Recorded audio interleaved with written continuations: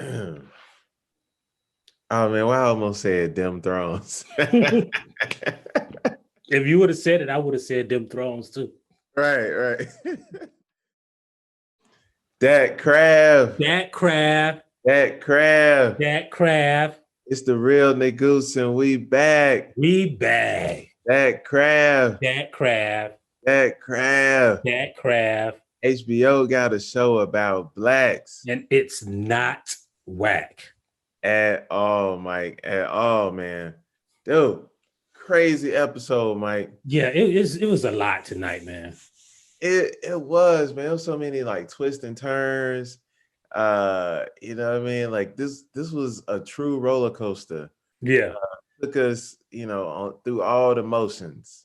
Yeah, man. It had everything in it. It did. I don't know about you, Mike, but like the final scene gave me Terry Tate vibes. Do you remember the Terry Tate commercial? The linebacker, office linebacker. Yes, man. He got his own office linebacker demon. Yeah. And hey, man, he did not disappoint. Right. I think, but see, I always knew that somebody controlled them things, man. And I thought it was going to be old girl because, she was basically the same woman who used to control the demons. Right. I mean, if I feel like in one episode we got the come here ho spirit. This one was like, get over here, Nick. We got that from this one, bro. Like, dang, man, that was a dope scene. That was a lot, man. Yeah, it was, man. I mean, he plowed through them, bro. Like it was. I was hey, let me find. Why they didn't run though? Because they white, Mike. Oh, okay, I forgot. You right. You know what I'm saying? White people are so white that they ain't scared of a demon. Right. I don't know if it's a black demon. Yeah. I don't know if it's a demon. It's just a big old. It's what the Ghostbusters were trying to kill, actually. Not man, bro. Like this was man. I mean, it was Terry Tate. He had his own little. Yeah, it's really though the manifest don't it seem like it's the manifestation of whiteness? Like if you could draw whiteness and make it a character, it would be that monster. Right, because it was like, did it have? It looked like it had like bullet holes in it, or I mean not bullet holes, but like bullet casings. Yeah, from like all the black men they done shot and killed, or black people, just not just black men, but like. You know what I'm saying? Like, it had that, and then it was like this big ogreish, the big who's afraid of the big bad wolf, you know what I mean? Yeah. It gave me all the vibes, man. It gave me chills. I wanted to do something.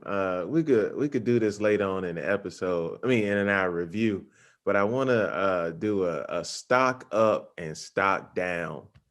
As we get into these final two episodes. Okay. Yeah, I agree. Yeah. Who, like, which character is kind of stock up, stock down? I just want to get into it. But Mike, we started out with Emmett Till's funeral. Yeah. The wake. Huh? The wake, the viewing of the body. Right. So do white people do that though? Do white people have wakes? And what that was really, it was too big to be at somebody's house, but in the black community, we call that a setting up. Right. Like the viewing of the body when you go look at the body is different from the funeral. That was not the funeral. It was the setting up.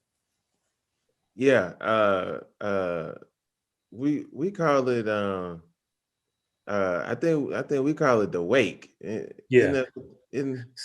So we used to call it, well, the wake is an actual like a event, but just the whole period between the death and the funeral is called the setting up. The setting up. This new info, Mike. Yeah. That might be some South Carolina lingo. Yeah, I think that's but a wake is a different thing than a setting up or a funeral. Yeah, or now we had a fume, We have the burn of the body, depending on what part of Alabama the person died in. Or, you know, if you go to a more sophisticated Black area, it's the viewing of the body. And then, you know, we always get these questions that say, how was the funeral? Like, I know. You ever heard somebody say, it was pretty good, man? I mean, it was, you should have been there, man. It was real good. Yeah, like I don't think you know, anyone's ever responded and said, man, they had lollipops, cotton candy, and I'm saying, man, everybody was Ferris happy. wheel rides. Yeah. Yeah, so but we definitely didn't get that with the Emmett Till. You know, I think this one kind of fell into that similar pattern of something that the Watchmen started with, how they revealed Tulsa. Like, this was like a slow reveal of the funeral. Like, I didn't know what was going on. I just know, like, people were sick. They were standing in line. I was like, is this some kind of Tuskegee experiment? Like, you know what I mean? Like what's going on right now? Then I knew the police was outside. And then Ruby let on that everybody was musty. Yeah.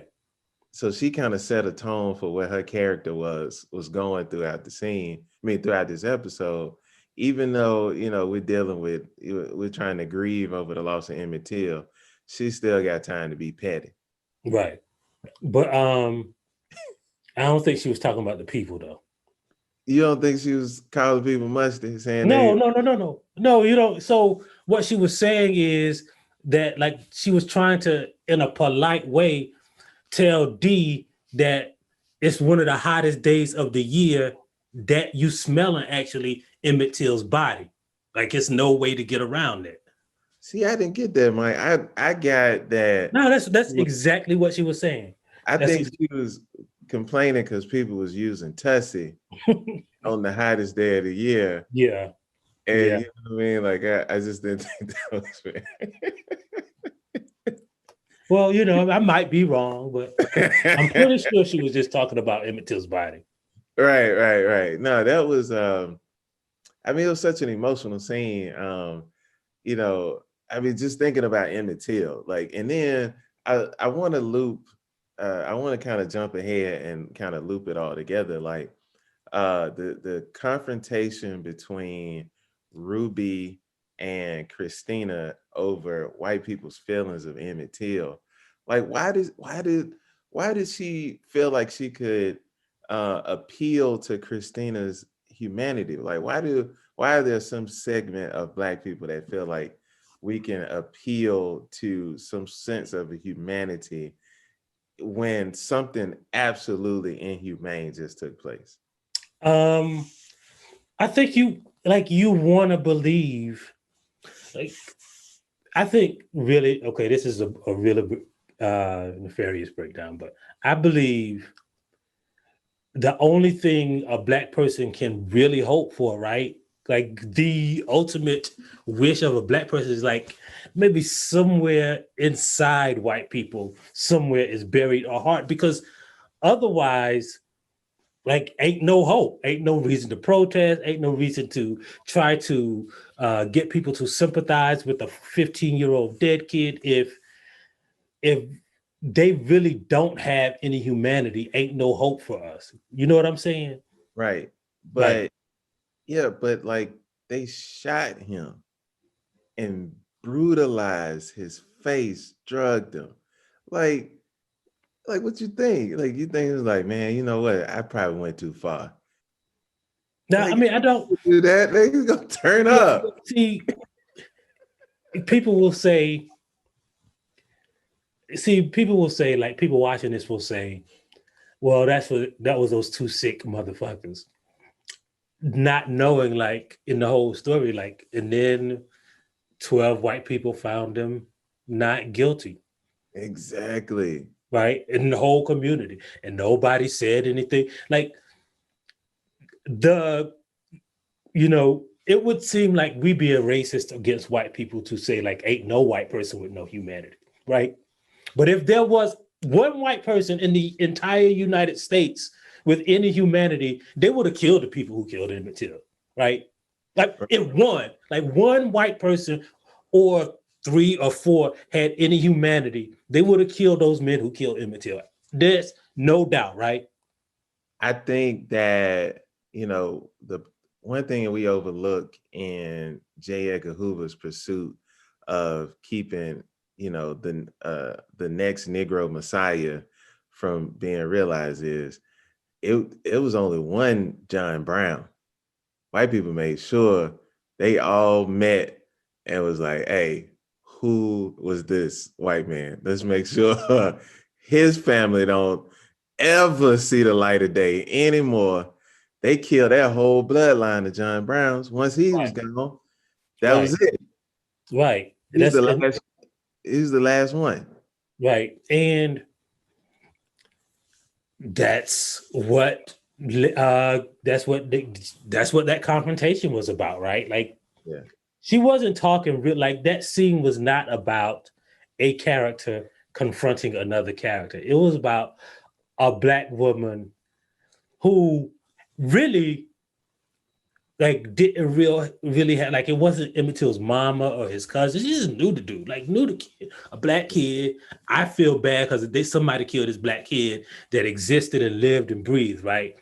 Mm-hmm. And it was about her confronting white people. Like you don't have, I know you don't have any real connection, white woman, with Emmett Till, but don't you feel bad a little bit, like at a 15-year-old human being was taken off the face of the earth and treated like that before he was?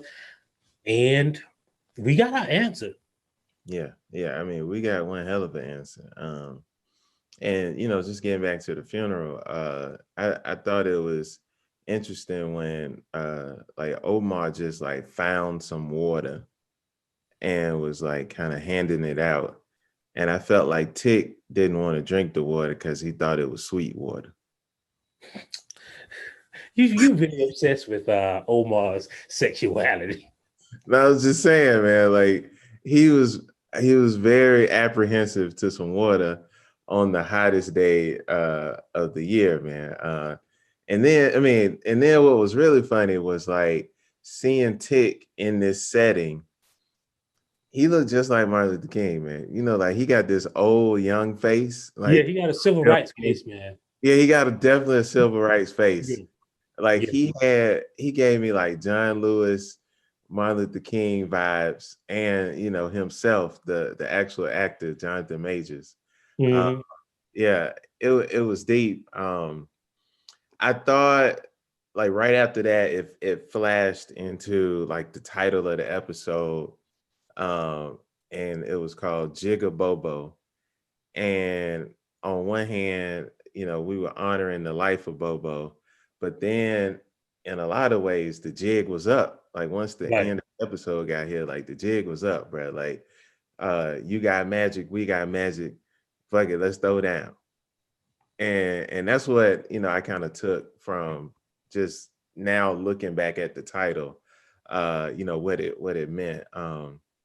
I thought it was cool seeing the old ads.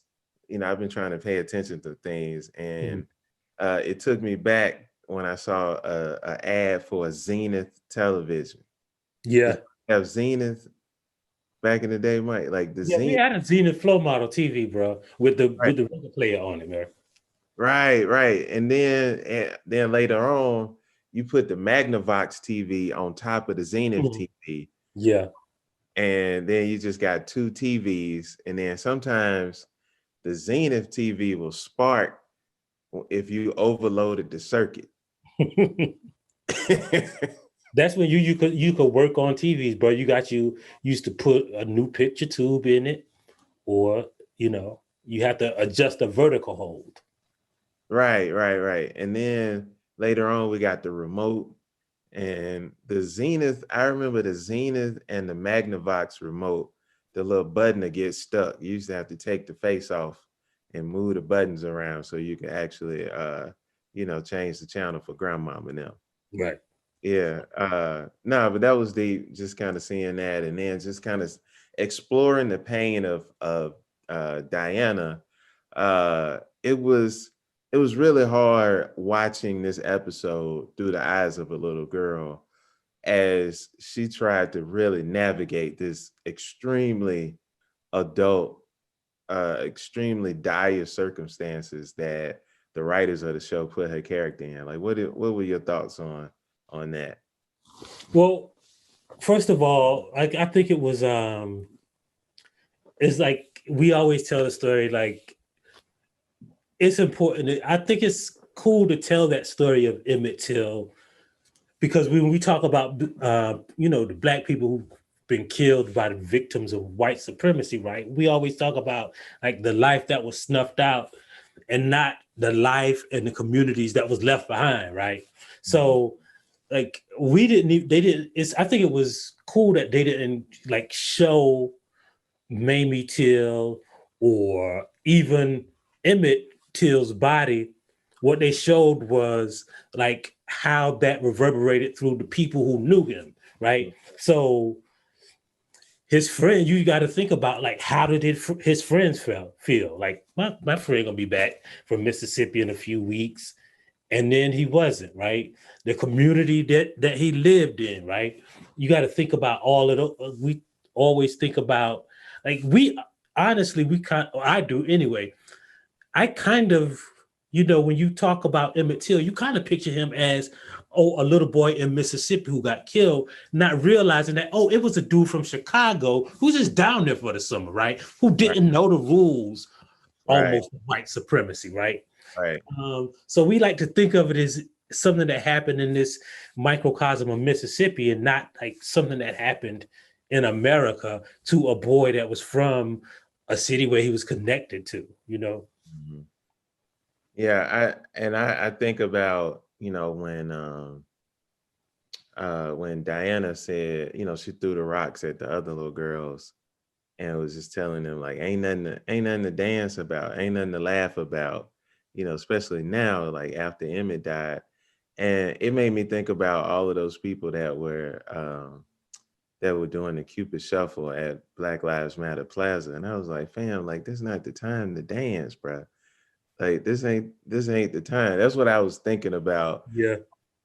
As we kind of navigated the pain of, even going back to Emmett Till, to the four little girls, to where we are now, in the whole struggle over George Floyd and Breonna Taylor. Like, yeah, and some people don't know, like, so when Diana disappeared, right, and then she threw those rocks and at those girls, like some people don't know, and I think I guess it's probably known in Birmingham, but really not outside of Birmingham. Like more kids were killed after the 16th Street Baptist Church bombing for throwing rocks at people who was like laughing, right? Like, so there were kids who were like some white kids were riding by laughing and attacking black kids on a bicycle, and the black kids threw rocks back at them, and the police pulled up and killed the black kids. And that's what I thought was going to happen to Diana when the cops pulled up. But instead, was that spit, or did they have some like gelatin in his pocket, or that he put on her forehead? Yeah, that's what I was going to ask you. Would you rather die or have a white man put spit on your forehead and you got to live with it? Especially on the hottest day of the year, bro. I mean, it's stuck there, and it's like her forehead was ashy, and it wasn't enough salve to get that off. Mm-hmm. Like you talk about, she was washing her face in the bathroom, man. Huh? That's why she was washing her face in that bathroom, man. That was a lot of spit. They put spit on her, bro. It was, man. And then it like just oozed down her face. I was like, fam, like this, that was too much. That was probably the grossest part. Well, no, that was not the grossest part of the episode. I always think like I don't know, because I ain't never been spit on by a white person, but it seems like on TV, white people spit be real thick. Is it real thick, or they just like don't know how to do spit consistency? They haven't perfected spit consistency on TV yet, or is white people spit better? You gotta understand, white people spit so bad that they don't even call it spit. They call it loogies. Like, imagine how gross you got to be to hawk a loogie. Like, what the hell is a loogie? Like, where did that word even come from? Is that so? I don't know, man. But He put a loogie on her forehead. I just can't tell if the special effects people weren't very good at doing spit and recreating spit, or maybe white people do have some extra thick spit. Yeah, I mean, that looked like you brought up Ghostbusters, man. Like, that was on some Slimer. Yeah. That was some white Slimer on her forehead, and you know what I mean? And then did you see they choked out and she said she couldn't breathe? Yeah. That was too much, man. And Uncle Ben couldn't even look, man. Huh? Uncle Ben couldn't even look. Nah, he could. I mean, the cream of wheat man with the eyes. Yeah. I saw that. What was that about, Mike? He didn't look, man. He was like, damn. Yo, yeah, man. Maybe that was Hippolyta looking at it from another dimension. I don't know. Or it could have been what he rubbed on her was actually cream of wheat. You never know. Yeah, you never know. I just know that the only thing that saved her was a Spike Lee hat. Yeah. That was like the before, that set the tone. That's what Spike Lee got his hats from. So she goes into the bathroom, and then the two Lil Waynes start chasing her. Then you didn't see, like, you didn't think those little girls were Lil Waynes. They looked like two Lil Waynes, man. See, I was calling them usses. I know really the real word is pickaninnies. Yeah, but they really look like Lil Wayne, man. They look like Lil Wayne in two little dress. When you look at it again, when you watch it again, you'll see that they were two little Wheezys, man. So the two Wheezys, Wheezy 1 and Wheezy 2, started chasing her. Yeah, I mean, I was thinking it gave me Us vibes. Yeah. And I kept calling them like the little Us's walking, running down, dancing. Yo, that was so creepy, man. Like, they made them little girls look creepy as ever. Like, that was, I don't know. Like, I don't think I'm scared to like give a high five to my little cousins now. Yeah, Like, yeah. Yeah. I can't listen to the Carter till probably next week sometime. Yeah, I mean, that was if Lil Wayne made No Ceilings, I think we found the ceiling with the depiction of those little girls. Yeah, I thought they was gonna say wee wee wee wee wee. Like a rock star.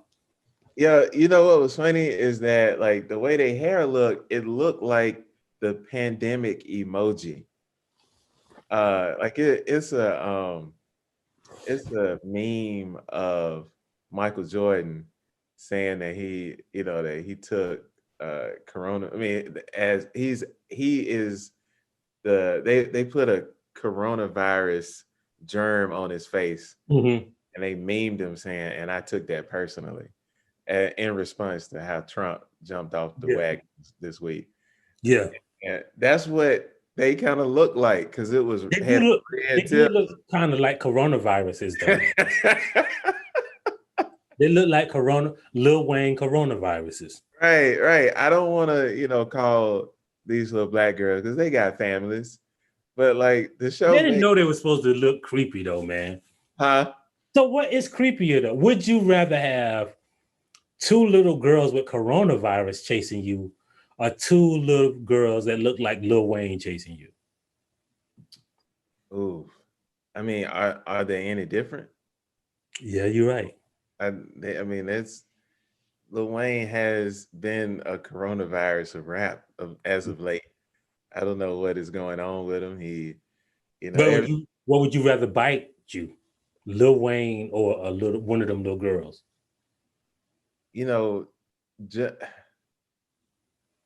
the little girl bite can't be that bad. Nah, you're right. With the little girl. Yeah, I'm gonna go with the little girl. They might have been just two little regular girls who was on that drink.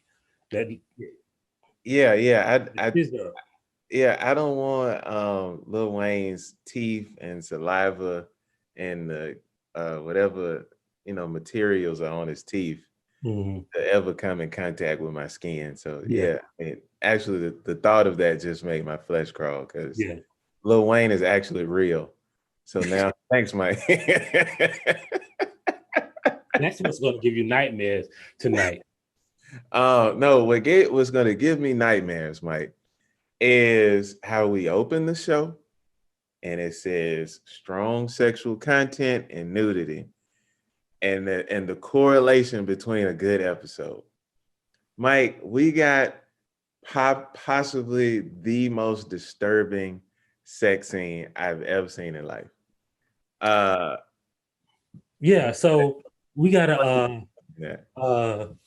white woman orgasming to become black. Like when she orgasm and turn back black. Like that was crazy as fuck, man. That whole scene from when she was turning white. Yeah. Because at first it looked like, damn, she took some shit and she took the wrong shit. She took the vitiligo elixir. Yeah. Oh no. And then she started turning white, man. She went full Optimus Prime and transformed and into the white woman with the actress that they got to play this white woman is like peak whiteness. Yes, first of all, she ain't got no lips. No lip. That's what I was about to say. Like, dang, like how do you spend a lot of money on lipstick, bro? I mean, like, it's no point. Right. Like you putting lipstick on like an elongated chin.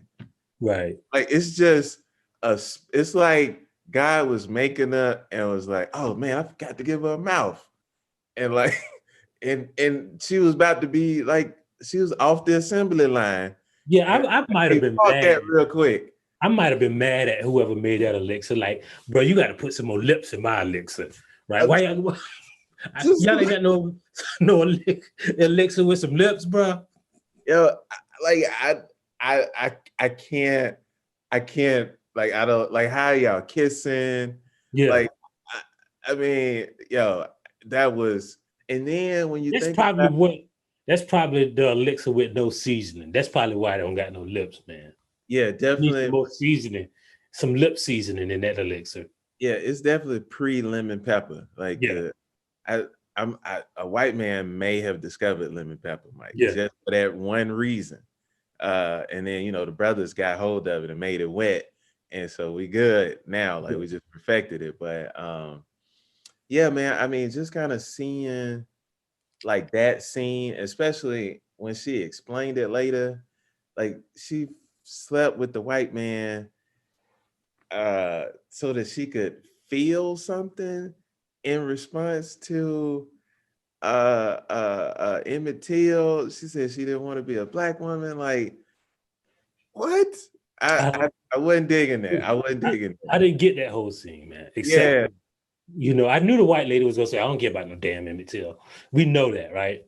Right. But I didn't get why she. I mean, I guess she had to explain, as a writer looking at it, I guess she had to explain why she went over there, right? She wanted to get away, man. Plus, they probably got air conditioning in that mansion. That was, the hottest day of the week. Yeah, like we really know why she went over there. They probably had some good iced tea in there, some air conditioning. But Mike, she was about to risk it. I mean, she literally risked it all because the white man was about to murk her, and he was just a passerby, and he was about to murk her, and then it just so happened Buddy pull up in the old school lack in the drop top, the life, and then so that's Christina. So I'm trying to figure out, there has to be like some filling the gaps of when she goes from Christina to William. and like what happened? Because the scene before we saw that Tit gave her the key, and then the next scene was him, the pronoun game. You got to get the right pronouns. The pronoun pull up in the drop top. So was there something in which she needed to be a man that we are not seeing? She no magic, man. She first of all, she was just out, you know, it was mad angry Negroes on the street, bro, who I guess who would get more protection, a white woman or a white man? Who would you rather be if angry Negroes was out? Yeah, no, I mean, I'm with you on that, but I'm trying to figure out, like, she pulled up in the drop top, and I'm wondering if it was like, did she go to like a secret white people meeting? Did she go to like a buffet or something? You know what I mean? Like whatever white people do that called for her to be a man, because there was no way that she was just gonna know that that Ruby was at the doorstep. I don't know. She probably went to drop off the money for the two dudes that was going to kill her later. Oh, that could have been it. That could have. Yeah. Yo, man, that was another crazy scene. But no, like this sex scene, it was just bad, man. I don't think I've ever seen anything that bad before. Like that was quite disturbing. That could have easily been left on the cutting room floor. We got a side chick, main chick showdown with Camijo and Letty. Yeah. Now the Camijo been grubbing, ain't it? Like she looked totally different, didn't she? Yeah. Like, I don't know, man. Like she did look I said, was that the same actress? That was the same actress, but like, what they trying to say? Is she pregnant? I don't know. I don't even think she looked. Well, maybe she said, okay, so two things, right? She ain't the Camijo no more.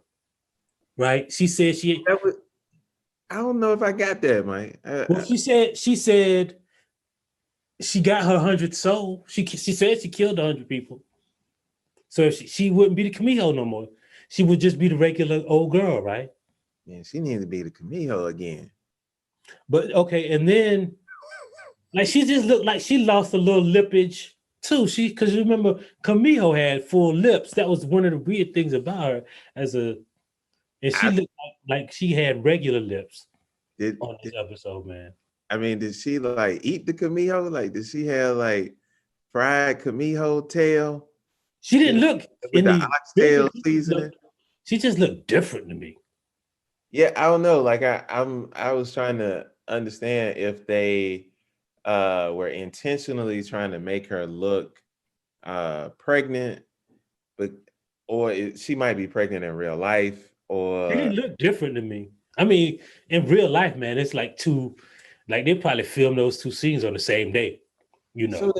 So then like this chick came all the way from Korea in the 50s. That probably, like, you didn't have like direct flights. It's not like you could. Nah, you had. I mean, she didn't fly here. You know, you weren't flying. She probably had to come over on a barge or some shit like that, bro.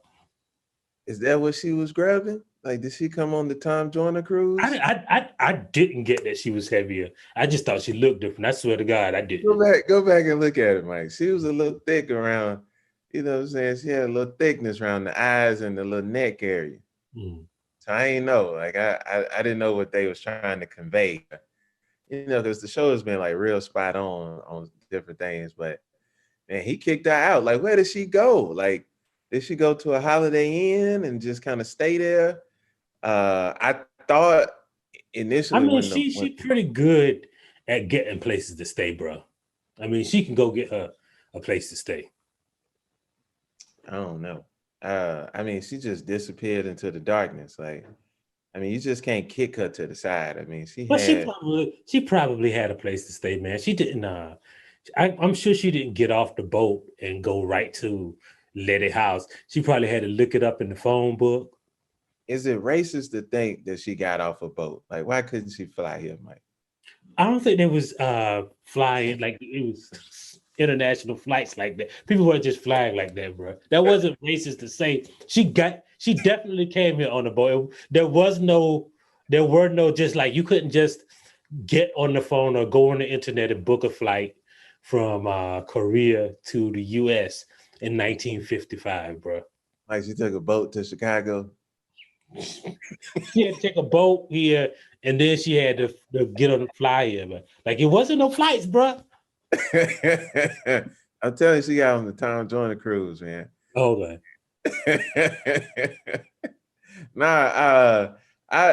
I wonder. I was in that scene, and I was trying to, like, I couldn't see it from no other lens than a man. Should Letty have gotten as mad as she did at the story? Well, first of all, we got to acknowledge what she was mad at. Was she mad that Tick never told her he had sex with somebody with tails, or that he never told her he had sex, or that, like, I don't know what he didn't tell her about Camijo, but if he resolved in his mind that it wasn't love, then why would he tell her? Yeah, I mean, I'm really trying to figure out, maybe when they took the trip to Artem, he could have brought it up, but like, I mean, you've been fighting monsters. But what up? Like, I mean, I don't understand. Like, for real though, like, I cannot imagine a scenario where you tell your old girl, because like you have to acknowledge that Tick doesn't know that she's seen his death or some shit like that, right? So I can't imagine you telling your girl, hey, I used to fuck with this chick who had some tails come out of her vagina. Like, I don't understand where you bring that up. Yeah. When do you bring up that news, bro? Right. Like, do you bring it up when you're down there, like, with the pictures in the little picture room? Mm-hmm. Do you say it when you walk across the plank? Yeah. Do you say, hey, you remember that time when you had that party and then we, kind of had a quickie in the bathroom? Like, why you ain't have no furry tails? Yeah, why you ain't have no tails come out? That's the only way. Yeah, I don't understand when you bring that up. Right. And even if he did it then, like, she couldn't necessarily, I mean, like, if you were gonna get mad, that's when you get mad. You don't get mad at this point. I mean, like, I don't understand what you get mad about. I still don't know. Like, he didn't tell her he had an ex-girlfriend. She knew he wasn't a virgin. She knew he was in Korea. Like, right. I mean, in real time, she ain't even fucking knew him really. Like, they didn't really start even having good conversation until like a month ago. I know, like, this is one of those things where, if you brought this up on Twitter, it would lead to like this huge gender war. And I might do that, man. I really want to understand why she should have been mad. No, but like I'm gonna tell you the part that me as a man got absolutely frustrated, right? I know what you were gonna say, but go ahead. I know exactly what you're gonna say because it bothered me too. I bet you I know, but go ahead and say it. You kick him out. I swear to God, I've been feeling this since that episode. This was the most disturbing part of the episode, but please go ahead. Yes, you kick him out and then ask where he going. I almost exploded. Like, when you kick a man out the house. Mad. Surrendered your care privileges. Where he goes. Shit. And then you gonna stand there and say, where you going? Where you going? Like And when you just kick it like you was packing, like you know how I got my shit in my hand, it didn't just spontaneously combust and reappear in my hand. You packed my shit and gave it to me. And threw them at him, told him to get out, and then he's like, hey man, where you going? Bruh. And then said it angrily. Yeah. Like, nigga, where you going? I know you ain't finna go nowhere. He gotta figure it out. Like, women, like, yo, the women that's gonna watch this show, like, fam, like, that's, yo, we just gonna have to fight about that, because that don't make damn sense. Bro. Damn sense. I know I thought maybe it was just me, but that infuriated me when she did. To no end, Mike. To know, like, because you know what infuriated us about it? Ain't no answer for it. Like, there's no way to solve it. No, like, ain't no answer. We've all been asked that question. Yeah, like, where you going? You better get your ass out of here then. Where you going? You leaving. So you gonna leave, huh? So you're gonna run off just like that. Yeah, like, I don't have time to figure out where I'm going and like figure out this physics problem that you just gave me. Like I'm not about to carry the one while I try to figure out my next. Oh man, yeah, Mike, that one blew my mind. Like, I mean, but to his credit and to Tick's credit, he is the first man probably in history to have an answer to that question. Because he said, I'm going to go cast a spell. I wish I would have thought of that, bro. I'm going to go cast a spell. That was one hell of an answer. I'm going to go cast a spell. I mean, ain't nothing else to do. What else I'm supposed to do? But go cast a spell because you throwing me shit and then asking me where I'm going. Yeah, like that was ridiculous. The only answer to that question is magic, bro.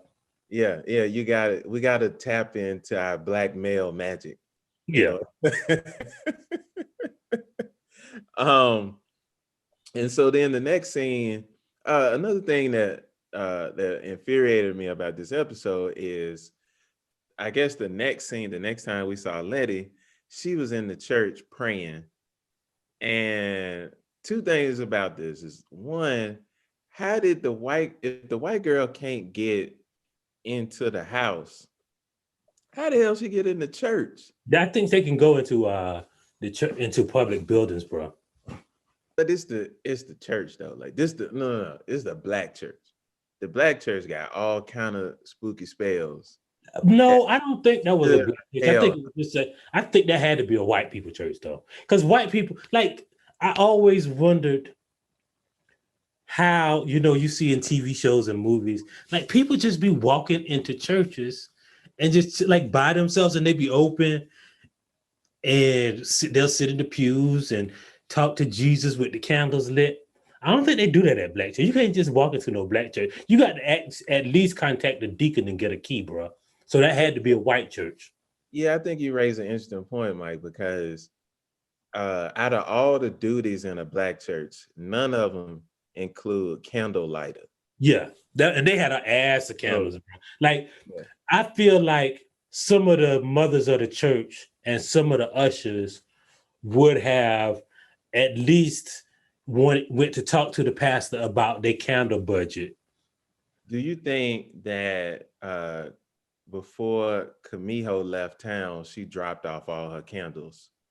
Yeah, that might have been some. And Camijo candles lit automatically, remember? Right. So it'll be easier, for it to just sit there and light. Yeah, because I can't see. I'm pretty sure that was a white church, bro. A black church would have spent some of that candle money on choir rolls. Yeah. I'm glad we brought that out, because that was one thing, just a little minor thing. Now, the other thing that really bothered me was Tick giving Christina the key, and then Letty just giving her the pictures. They gave shit up real easy. All that shit, how all that shit they had to go through to get. I mean, they had to walk a plank, bro. They had to swim underwater and not get wet. They had to go through the George Clinton mothership. Yeah. And then like, hey, since we done, went into the future and we done did Gary Indiana Jones and we done travel around the country. Hey, want this key? Like, why can't you do all of that and keep everything?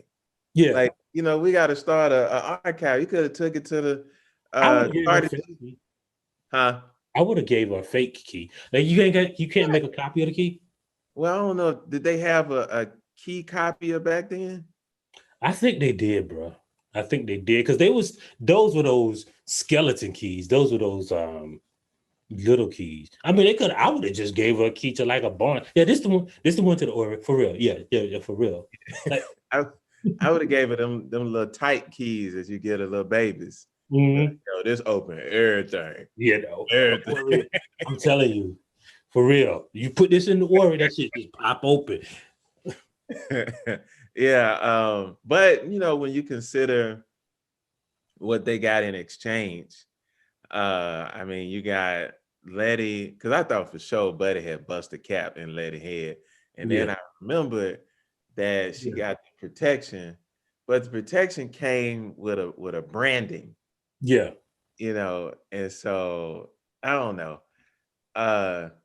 Yeah, I guess because she probably would have got popped, and like them police shot the whole front side of the house off. Bro. Yeah, bro. They would have killed her, definitely. Yeah. And then you figure Tick got got him a tear tape. So I guess it all worked out. The only thing is still that and I want do also, like, I always like to point out, like, the most absurd things in the show happened, like how they shot up that house was literally how they shot up the house when they killed Fred Hampton. Yep. I got that.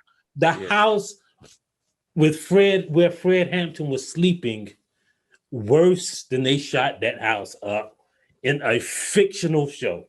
They did. And then not only that, how did, I don't want to get too deep into the Fred Hampton story, but like I'm still tripping how they shot with precision in the bed in which only he got shot. Right. Because that wasn't his wife, right? Or was it his wife? Well, they weren't married at the time, but she now calls herself his wife. And she was pregnant with Fred Hampton Jr. Right. And she didn't get a scab. She didn't get a chicken pox bump. She didn't get nothing. That's the Lord. It can't be nothing but the Lord. She had a protection on her. Mm-hmm. She had a protection spell. Yeah. And so man, I ain't gonna even try to joke about that because that's still too deep. But it does baffle my mind how she did not get shot at all. And she had magic, man. Yeah, that was like because real. I mean, and it was like they shot everybody else up. They just shot in there. Like they shot everybody else up in the house too. Right. Yeah. It was that was a lot. Let's talk about I know we talked about Diana, and I really felt bad for Diana in this one, but let's talk about Tick and his uncle daddy. He still don't know that's his uncle. And he's do you feel like if they first of all, we gotta go into like the biggest revelation of the series is that this is not a series. The series is not a remake of the book Lovecraft Country. Oh yeah. Yeah, the series is someone's imagination about like using the book Lovecraft Country to imagine a past that was real that included that. So like I think there like people who read the book were mad that there were variations. Apparently one of them is that in the book the daughter is a son, Diana is a son. But tonight they explained it like, oh, this isn't a remake of we're not making the story that's in the book. Yeah. The story that's in the book sparked us to create this series that's kind of like the book and it's kind of based on the book, but it ain't that, right? Which is, to me, is genius because they now have the liberty to do whatever they want to do with the book as a framework, as, you know, a piece of fiction that's based on their real story. So the genius of the show is that the book, they created a world where the book Lovecraft Country is a story that's based on the show Lovecraft Country. Which is genius, man. That shit is genius, really, when you think about it. Like the book Lovecraft Country was written before the show Lovecraft Country. In this show is a book that's based on the TV show. Like that's really cool, I think. Yeah, I thought I thought that was just an ingenious way of breaking the fourth wall. Yeah. But no, I was to your point, I was thinking about where did Tit go last week? Because you know we didn't really know where he went, and we got that explanation. He went to the future. He saw his son. So I don't know if he was there long enough to know if Letty alive or not. What do you think it meant to have that? I guess his son has a prosthetic arm, a robotic arm. What was that? No, that's what he said. He was saying a woman with a robot arm pushed him back into the machine that brought him back to now. Oh, the Afro lady. But no, let me tell you. So this is my interpretation now. Remember at the end of the episode when Chick Daddy went in there and grabbed Diana, the little monsters was eating at her arm. So did Diana push Tick back into the machine and send him back here? Wait, what, Mike? Did you see her arm? Diana's arm was disintegrating. And he said, a woman with a robotic arm pushed me back. Well, I don't know if the two is connected because I think the coronavirus twins, the Lil Wayne twins, was grabbing her arm. Remember the white police officer said that he had put a curse on it, and that was the curse. Right, but did you see her arm disintegrating? That's all I'm asking. Yeah. I saw her arm was fucked up. Yeah. So does she get a robotic arm? If anybody can make a robotic arm, it would seem. Oh. And in the future, she pushes. Oh, I get it now. I see what you're saying. Yeah. Yeah, my bad. Is she there with her? Basically, I'm asking, is she there with her mama now and pushes Tick back into? So you're saying that technically she never got healed, and in the future she just had this like she basically is on the path now to becoming a scientist, right? Like she was like yeah. She be like if really now Diana should have been in a STEM camp somewhere this summer. Yeah. Right. And she really should have been, instead of running around the country with her mama in the station wagon, she really should have been in a STEM camp because we see that she has, she has skills to become a scientist. Yeah. Her arm fucked up, but maybe in the future, she creates herself a robotic arm. Yeah, and then that connects to the story of what Tick was explaining. Yeah. Somebody with a woman with a robotic arm, we know pushed him back into the present. And I just thought nothing in the show is a coincidence, and they are showing her arm disintegrating. Yeah, man.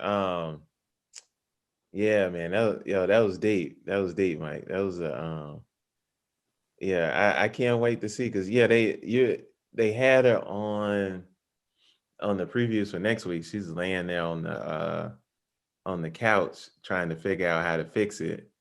And everybody's trying to figure out how to fix it. Fix what? Fix her arm, fix the curse or whatever is on. Oh, yeah. See, I don't watch the previews. Okay, I got it. Yeah, that's what they. That shit is a little bit like reading. I'm kind of embarrassed that you have. Nah, I'm like, that ain't the same. That's me trying to cope with the trauma that this episode caused. It's a coping mechanism.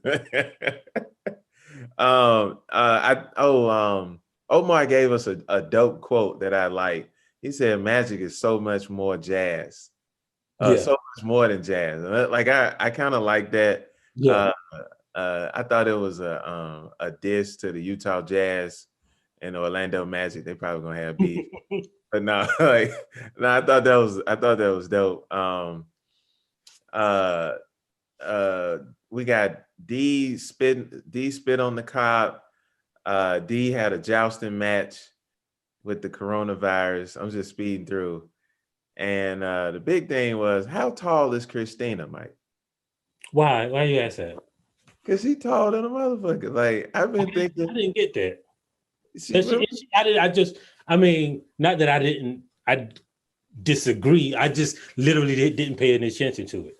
Yeah, like when they were in the church and she was standing right there with Letty. I mean, like every scene they show her in. She does wear thick heels, man, because I think she looks tall because they have to put her in those heels, to put her in those dresses to make it look like she got a booty. Because remember in like episode 4 when she when she just had on them Vans, man. Huh? Remember when she just had on them Vans, those sneakers? Yeah. And she had the she's like her booty had done magic and disappeared. Hilarious. Right. So I think they just put her in, because if you notice, they do put her in tall heels. And that's the reason why people that's why white women invented heels, you know. I don't know. I think this white woman's just tall, and I'm trying to like figure out if she like Rebecca Lobo grandmama or something. I don't know like what's going on with the height. Cause you remember I thought, before it was this whole reveal of her and William being the same person, I thought like it was somebody in a trench coat on some Little Rascal shit. Like because they used to only show in trench coats. I'm trying to look. I want to look up and see how tall she is. Yeah, man, she's tall on the show, man. Like it was crazy. So just to close out, the police officer. Tall. You're right. You're exactly right. She's 5'11", which is tall for a woman. I know, but man, so then how tall is Letty? They made Letty like she like 4'9". Most actors are short though. Yeah, that's true. But like, man, the way they made that scene look, it was like Shaq standing next to Kevin Hart. Like it was that bad. But I so the cop. She's 5'6". She 5'6". Mm-hmm. I think old girl taller than 5'11". Like they be having her up there looking like she's 6'8". But she do be wearing some again in high heels. Yeah, 5'11" with heels. Yeah, I got you. I'm with you. No, I was gonna ask about the police officer tried to get in the house at the end, couldn't get in. It was recognized game with the magic. Did we see him being eaten by the monster? I don't know. I didn't keep up with it. But let me ask you this, right? Why didn't he just shoot it? Like, so bullets can enter the house, but people can't? Yeah. Yeah, I mean, but that's different though.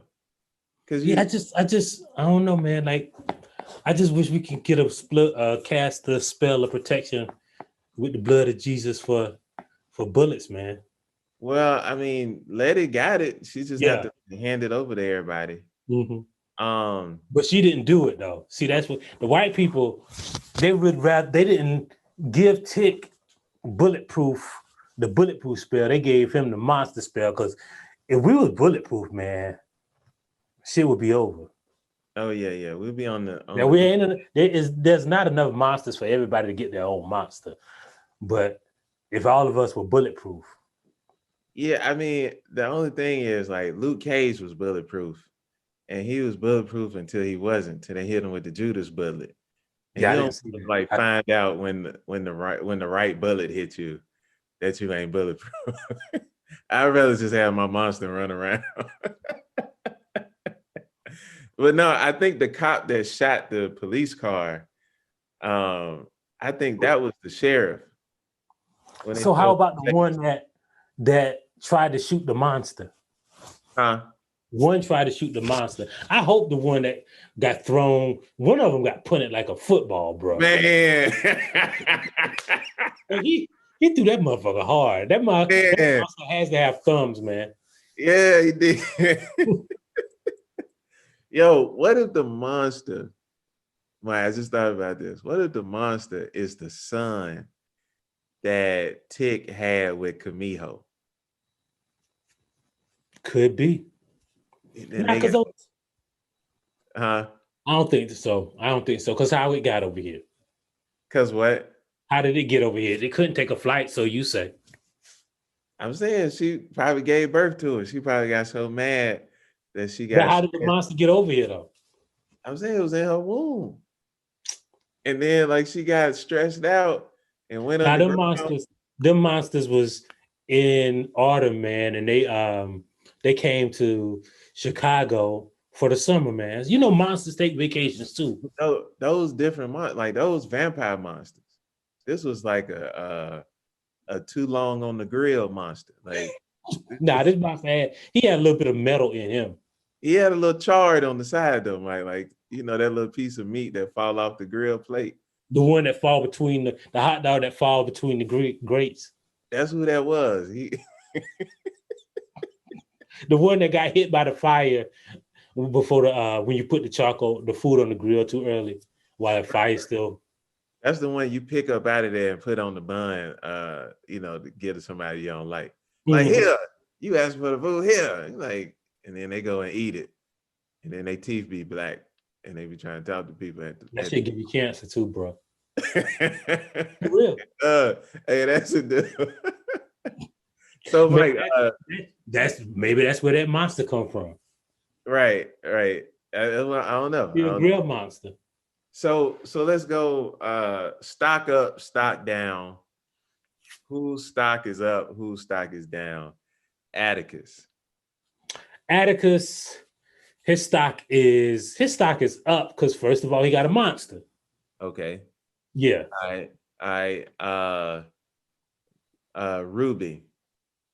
Ruby, her stock is down because she running out of elixir and she fucking with a white man who's really a white woman who don't give a fuck about black people and who just wrap themselves up like Emmett Till.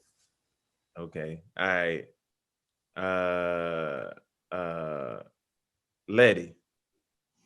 Letty's stock is up because she bulletproof and she got a baby coming and she got a house.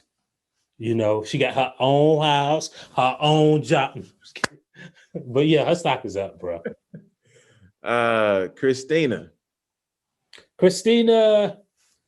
I mean, she just recreated Emmett Till's death, man. Like that, I think that was first of all, we didn't get to that, but that was a genius scene because it looks so much more disturbing to everybody else, I guess, when it's done to a white woman. Like you literally saw, like, well, what if they did that to a white woman? And we got to see it, which is kind of like to white people, it was disturbing. And I mean, I guess this is the only show where you can admit that.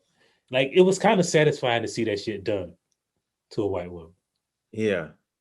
I just so her stock is up. She's immortal. See, I think it's kind of a push with her. I don't know if it's stock up or stock down. Well, I mean, I'm saying objectively, not how I like her, but her stock has got to be up. She's immortal. She got the key. She got the negatives. How can her stock be down? Oh yeah, I guess you got a point. You got a point. Yeah.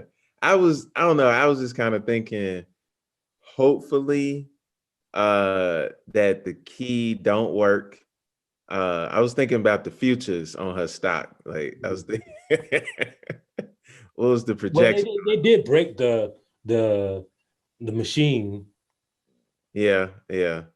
Who else? Who else? Uh, um, Omar. I think Mantra. his stock I is keep up. forgetting his I think name. his stock is up, man. He finally doesn't have to live with that lie he's been living with this whole time. I feel like he's building a relationship with his son slash nephew. Um, he revealed his dyslexia. Yeah, like he is. I think he's freer now than he's been in a long time. See, I think you. So I was riding with you on it because he was helping him with the spells. Like he was being like a real daddy. But then Tick said, he said, "Man, like I hope you're not keeping anything else from me." And then he had that long pause. Yeah, we know what that is, right? And I think that took a hit on his stock because Right, yeah. I But mean, that's one thing he's going to have to reveal sooner or later. yeah. What about man, I can't think of nobody else on the show. Would you say Diana? We gotta ask about Hippolyta. She's still technically on the show. I don't know if she's coming back or not. So her stock is definitely up though. Yeah, I mean, but she wasn't in the episode. Like not the Naka. Okay. Well, I thought you were talking about just all the characters. Yeah. No, I was just thinking about people in the episode. I didn't want to ask about Diana. Because Diana stock. We just gotta pray for baby girl, man. Like yeah. She going through it right now. Yeah. But I mean, she grieving though. It's her stock. I don't know. Her stock is always up because she's young, she's smart, and she know Lil Wayne. She friends with Lil Wayne daughters. Yeah. What about the police officer? They stock down, bro. Yeah, all the way down. Man, just one hell of an episode. We got two more, Mike. Two more. These next two gonna be wild. Can't wait to see how it go. And we're gonna be here for the ride, man. I'm telling you, man, it's going to be as long as nobody don't tell Tick to get out of the house and then ask him where he's going, we'll be okay. We should be okay. We should be okay. So that craft. It's the Real Negus, and we are back. We're back. That craft. HBO got a show about blacks. It's not whack. Peace.